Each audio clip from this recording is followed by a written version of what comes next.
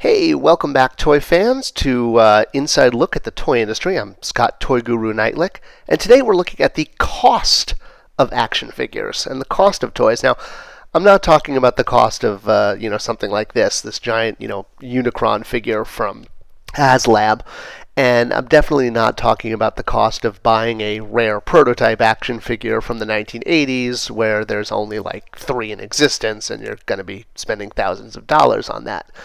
I'm talking much more about a standard action figure, like your 6-inch articulated figure with a Build-A-Figure, collect and connect parts, some accessories, some paint, some plastic.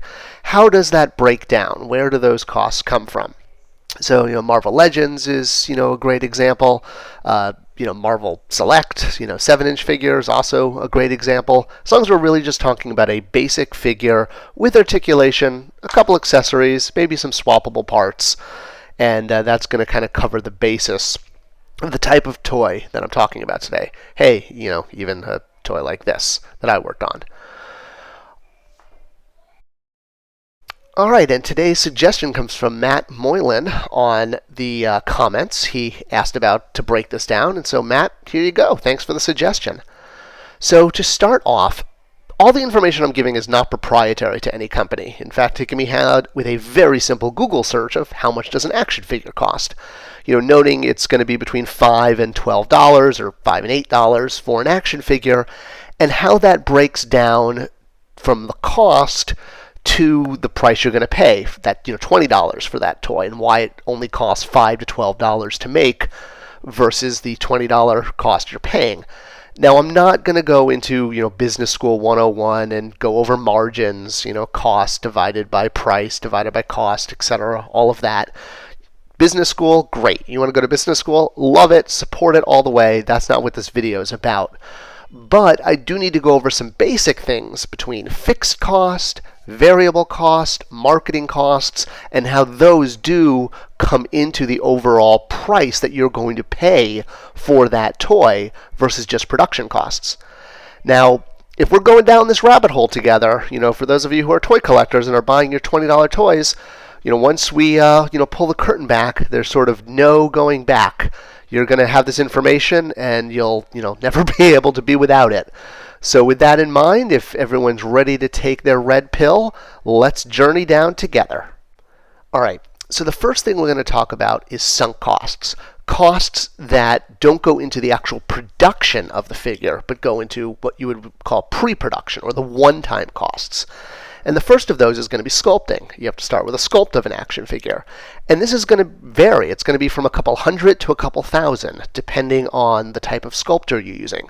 Some sculptors charge more, some charge less, some do figures by the bulk. Some are contractual to companies. The Four Horsemen worked exclusively with Mattel while I was there. And basically, this is the one-time cost to sculpt the figure that you're not going to have to pay for again, because once it's sculpted, it's done. The other big sunk cost is the tool, and I've mentioned these are the giant metal molds that are used to make any toy, from an action figure to a... And these are incredibly expensive. They are one-time costs, but this is where a huge amount of the pre-cost comes from. All right, so for today, let's continue the theme, and we're going to look at Hasbro's Marvel Legends White Rabbit figure. So she is a perfect example of a partially tooled figure. And what do I mean by this?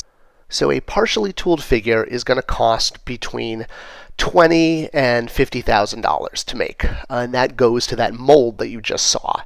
So a partially tooled figure is going to have some new parts. So for example, on White Rabbit here, she has a new face, she has a new bow tie, she has a new coat, she has a little watch attachment to her waist.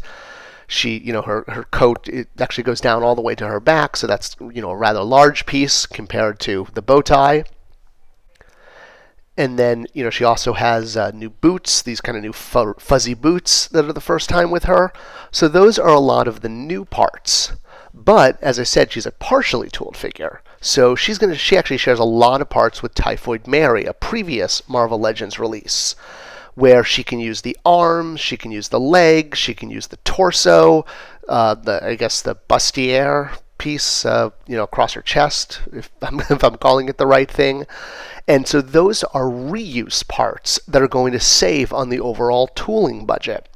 So if we look at a quick side-by-side comparison, you can sort of see which parts are reuse and which parts are new in order to make White Rabbit. So as I said, White Rabbit is a partial tool figure, but there's also, of course, fully tooled figures, like you have Thing here. He was 100% tool, no reuse parts, so he's going to cost a lot more. We're talking much more in the range of between $50,000 and $100,000 for a fully tooled figure that doesn't reuse any parts. And this is a big wad of cash, and it's a huge investment. This is what I meant by a sunk cost. But once you've paid for the tool, once you've invested in it, you now own those pieces and can reuse them, like the way White Rabbit uses Typhoid Mary's parts. Or if you're a clever toy maker and a clever toy company, you can find ways to reissue fully tooled figures. For example, Thing from Walgreens is now Thing at Target with a new belt. And hey, got to reuse it. Okay, so let's actually get into production. So what is an action figure made out of? Well, essentially, there are really two things that it's made out of. The first is it's made of plastic, and this is plastic in its raw form. But plastic can only be one color, and if you want to have a figure that's got lots of details, on the face and the fingernails, and White Rabbit has that watch that even has deco on it, you're not just going to be able to mold everything out of plastic. You're also going to have to apply paint.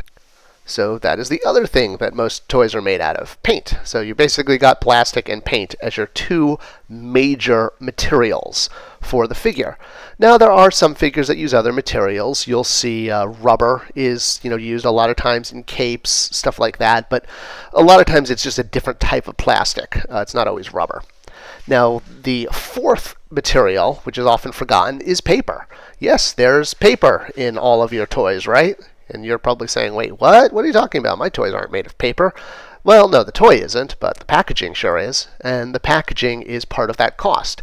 It's usually going to be about 50 cents to $1 of your total cost for production in order to, wrap the figure for retail.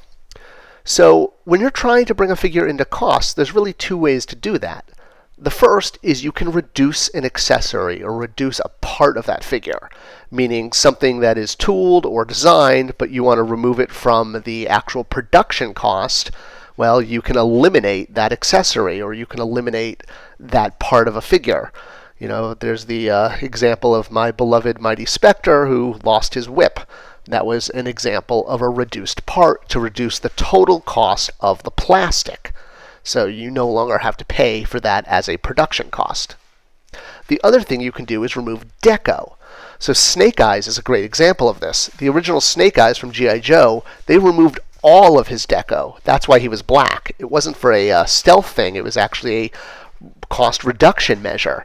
And that way they could apply his paint op costs to the other figures in the line and give them more paint ops by taking them away from Snake Eyes. So that's a perfect example of a paint op reduction. Every time you apply a paint op, it's going to be 1 to 2 cents, and that adds up. It's basically going to be $1 to $3 worth of paint at the end of the day on a figure. All right, so again, I don't want to get into business school, but breaking it down as of total costs, about 60% of your cost for the figure is going to be the plastic that's made up the body and the pieces. And then about another 20% is going to be the paint. And then you've got about 10% into the packaging. And then, of course, you have the other 10% that's going to go into sort of what's called overhead. And that's going to include things like the marketing budget, the cost to get it, the freight cost to get it from one place to another, to get it to the retailer. And you also have to make up the tooling cost, and the sculpting costs sort of have to be baked into that, with the idea that you can sell so many figures over time that you're going to recoup the one-time tooling cost. It doesn't go into the the production, but it's got to be made up. And of course, your overhead also has to cover the cost of rent of your factories and your corporate buildings and your offices and all of that. And you have to pay salaries, not just the salaries of the toy makers and the marketers and the sculptors, the toy designers, but you've got management, you've got bosses, you've got PR, you've got all the auxiliary people who help out. Their salaries have to be caught up in the cost of the toy as well. So that's kind of the last 10% of the figure. And essentially all of this is how you go from the concept of a white rabbit in your mind to actually making an action figure of the white rabbit. So there's a lot of costs that go in there. You've both got, again, those fixed costs and you've got those production costs. And really then the other giant third leg that we haven't talked about is the retail costs. Retailers have to pay rent and salaries and store space and all of that.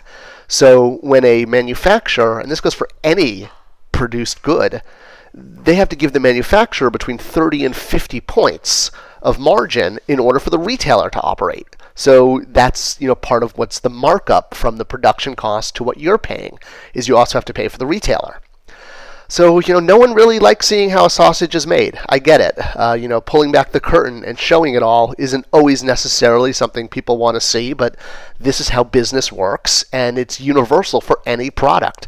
Obviously, profit pushes product to you, and the reason you have such cool toys is because companies can, at the end of the day, make money, and we can all follow our white rabbit. Thanks for watching, and if you like this video, please do subscribe, and let me know in the comments below what else you'd like to see, and happy to make videos about them. See you guys around the internet.